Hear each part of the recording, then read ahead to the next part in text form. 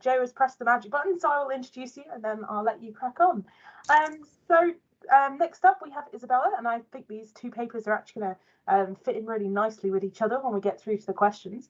So Isabella is a final year student on the Integrated Masters in History degree at the University of Derby. And Isabella's research focuses on understanding of gender and identity in the wider realm of public sphere in the 18th century Britain. And today, Isabella's paper is going to be looking at lesbian-like women during the 18th century, including gift giving and local politics. So yeah, over to you, Eleanor. If you, sorry, that's above. Over to you, Isabella. If you've got any more technical problems, don't worry about it. We can sort it out. So yeah. Thank you.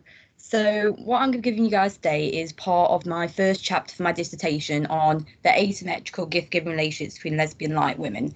So just for a bit of wider context, that is in my dissertation, but I've had a chance to fit in. So what I mean here by lesbian-like is based on the framework of Judith Bennett's work. So a woman that is lesbian-like is someone who exhibits kind of these tendencies that we would apply to this sexual behaviour, but is not explicitly a lesbian. Back in the 18th century, kind of words such as lesbianism and identities such as this did not yet exist. So applying this straight term to women in the 18th century doesn't quite pass along, because we automatically kind of apply these modern understandings to it. So what I mean here by lesbian-like, and what I'll be referring to, is women who did not have a husband, women who were close to other women within female friendships, but beyond what would be the classified norm at the time, women who kind of took on masculine roles, masculine dress, mannerisms, and also women who might have had an extra understanding of sexual behaviour. So afterwards, if anyone's got any questions, please feel free to ask. So informal networks and economies of gift giving established by communities have always been based upon a level of reciprocity. So during the 18th century, politically astute individuals from upper and elite classes exchanged gifts to kind of gain favours as well as debts with those who shared their aims. So as Marcel Mauss explains, when given a gift, one expresses one's attachment by subordinating one's ambition to a common interest. So within these relationships, social distinctions were greater, therefore leading to returns that were dissimilar. These gifts are usually passed down social hierarchies in what we would characterise as an unbalanced transaction. The donor would receive a level of prestige, as the obligation to return the gift transforms the recipient then into a debtor. So the act of giving was seen as something that was prestigious, and through gift giving, higher social classes generated a sustained level of superiority. So political life was based upon family names rather than astute individuals. Influence was driven by name and estate. So as Namier explains, personal interest and patronage became of greater interest, and prestige was an important tool that was used to achieve this. So within this paper, asymmetrical gifts will be explored in lesbian-like women from both the upper class and middle class dynamics, to show how hierarchical relationships were formed from both the upwards positions and downwards positions. So by doing this, we'll be able to see how lesbian-like women utilise multiple forms of asymmetrical networks to gain a comprehensive local political influence that was based primarily upon trust.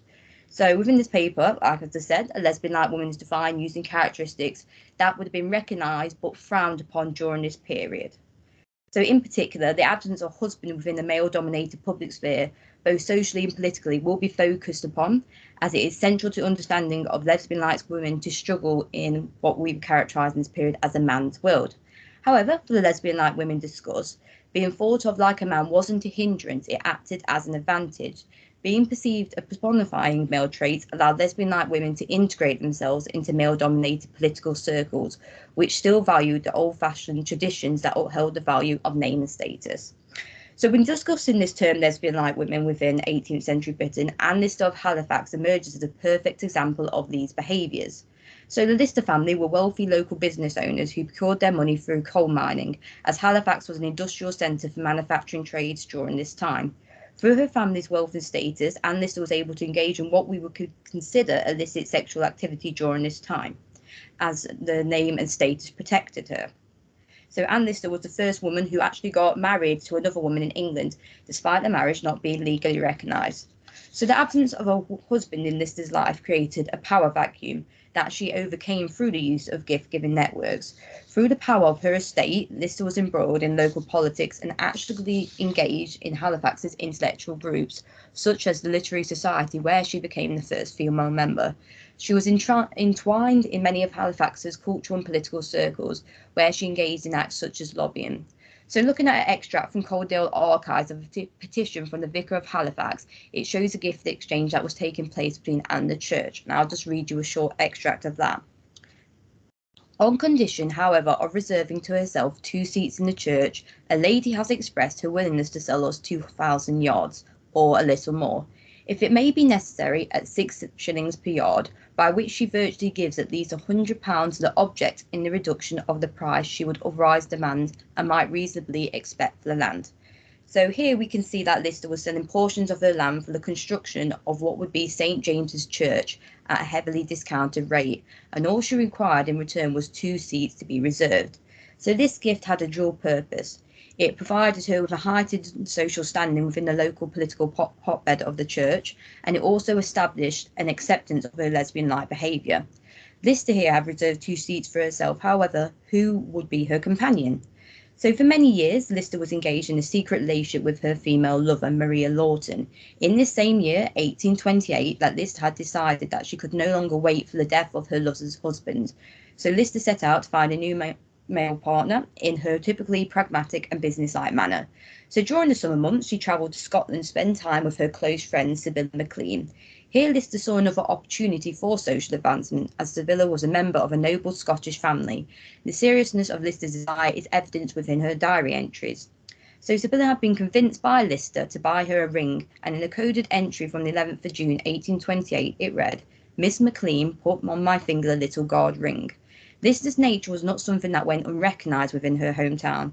She was renowned for her unusual behaviour and sexual exploits, and it earned her the nickname Gentleman Jack, which modern media still utilises today. Although Miss McLean did not get to utilise Lister's seat in church due to her decline in health and early passing, it shows here that Lister's desire to have a female companion of company was public. Here we can see the intertwining of 2 spheres of Lister's life, her private lesbian-like desires and her public political standing. So another integral part of Anne Lister's life, which was mentioned, was her infamous diary, which have earned her a great deal of her popularity and inspired multiple other works. So beginning when Lister was 15 in 1806, journaling quickly became an obsession. Anne stated that her private journals helped to comfort and compose her. Calderdale Archives do hold a record of receipt from local booksellers Whitley and Booth of Halifax, where Lister brought a majority of the blank volumes of her diaries in 1833. So being a business owner herself, Anne frequented locally owned companies to buy her goods, as well as supported local institutions to garner support locally for herself, both politically and socially. The purchasing of Lister's journals from a local company is significant itself through the top-down relationship it establishes between buyer and seller. However, it's much more significant than this alone. In addition to the buyer-seller relationship Lister created, she also gifted her journals and books to friends and acquaintances. Journaling for Lister was something more significant than just an obsession or hobby. It was an escape and a way to relive the most private and intimate parts of her life without fail. Through her journals, Lister created her literary self. Gift-giving is also a comparison, a medium of expression, much like Lister's identity-forming journaling was. Gift-giving is also part of this. As historian Susan Valandres explores, Lister was generous in her presentation of book-bound gifts and love tokens, which connects Lister's private literary self to her public self. And Lister's gifting of books took advantage of her individualist self-identity to gain a level of social mobility. So in exploring the concepts of lesbian within the 18th century, pop-up class figures like discussed and Lister are a very popular occurrence. Despite this, lesbian-like women from middling to well-to-do classes also took advantage of asymmetrical gifting relationships. One woman who is a perfect example of this is Eliza Haywood, who was born in Dublin in 1693, where she became an actress before moving to London in 1717, where her writing career began. Due to having a fruitful writing career, Haywood was part of what we would call the middling to well-to-do classes. Historians have analysed Haywood's work, and in a modern context, her writings do handle complex issues of changing conceptions of what we would apply as the female body itself. However, during this period, Haywood's peers did see her work as sapphic, and it earned her the name the scribbling seductress. Eliza Haywood, despite not being openly homosexual, is an important lesbian-like figure of this period. Within many of Haywood's stories, there are graphic depictions of female intimacy, which help provide her heroines with a sanctuary from heterosexual relationships and plots that dominated typical literature of this period. So it's Haywood's delicate handling and understanding of lesbian relationships are what characterises her as a lesbian-like figure. For example, in her novel The City Jolt, which was published in 1726, Haywood portrays the lesbian-like relationship between the characters of Glycera and Lethea as a deep friendship that offers the duo a sense of solidarity and support. In addition to this, Haywood was also a recognised social and political commentator in the wider public sphere. Some of her work heavily commented upon local and national politics, and it even attacked some politicians personally. Within her work, Haywood was very innovative. She liked to combine genres and styles of writing to cleverly mask her political commentary with sex. In her early life, Haywood had a short-lived marriage, which she once wrote was an unfortunate marriage which has reduced me to the melancholy necessity of depending on my pen for the support of myself and 2 children. Haywood after this never remarried and frequently wrote about abusive characters who misused their societally given power within her stories. The lack of husband in her life meant that Haywood had to seek other methods of social mobility in a male-dominated world. After her husband passed, Haywood did this by creating and sustaining patronage relationships with powerful women from the bottom upwards perspective. So records of Haywood's life are sparse, but her involvement within local politics in London is well known through her commentary on politicians within her writing. Much like Anne Lister, Haywood's literary self is created through her work. Writing was a deep and intimate passion within her life. It was Haywood's gifting of her writings which creates an asymmetrical relationship, which is what she utilised to gain a level of patronage. So patronage-based relationships are hierarchical and exist between the patron and client. They offer a level of support and protection to the individual. However, this is asymmetrical as the client is dependent upon the benefactor, as they do not have the power to reciprocate the financial and social support which they have received. So during the 18th century, literary patronage was a popular occurrence, as writers relied on the favour of the rich to be able to fund their lifestyles. Haywood participated frequently within literary patronage networks, and she used her writings as a popular form of gifts to her patronage receivers. So, an example of this is The Adventures of Eovae, Princess of Levato, which was written in 1726 by Haywood. This was a heavily anti-political opposition piece of writing and anti-Walpolean, which she dedicated to Sarah Churchill.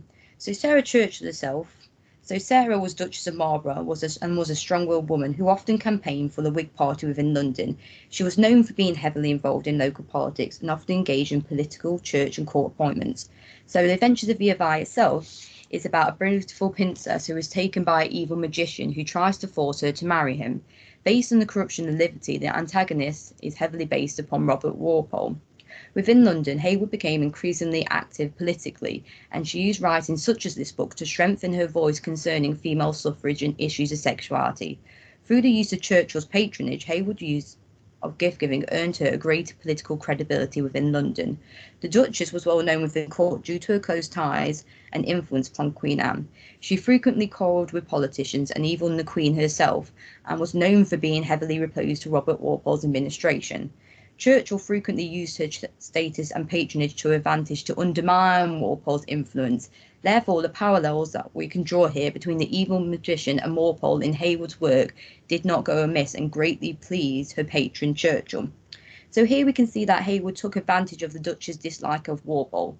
By dedicating this book to her, Haywood created an asymmetrical relationship through this gift to gather herself a greater deal of local political patronage within London's elite social circles. However, for this asymmetrical relationship to work, Haywood had to have a pre-established level of trust towards Churchill. What makes this a gift exchange and not a business transaction is the trust that Haywood bestows upon Churchill to provide her with literary support in return for the dedication of this novel. So to conclude, when looking at Anne Lister's male characterisation, they helped her advance in her gift-giving networks. Within a local town of Halifax, Lister's neighbours branded her with the nickname Gentleman Jack due to her masculine sense of style and demeanour. Despite this, Lister was able to still be a successful businesswoman and political commentator.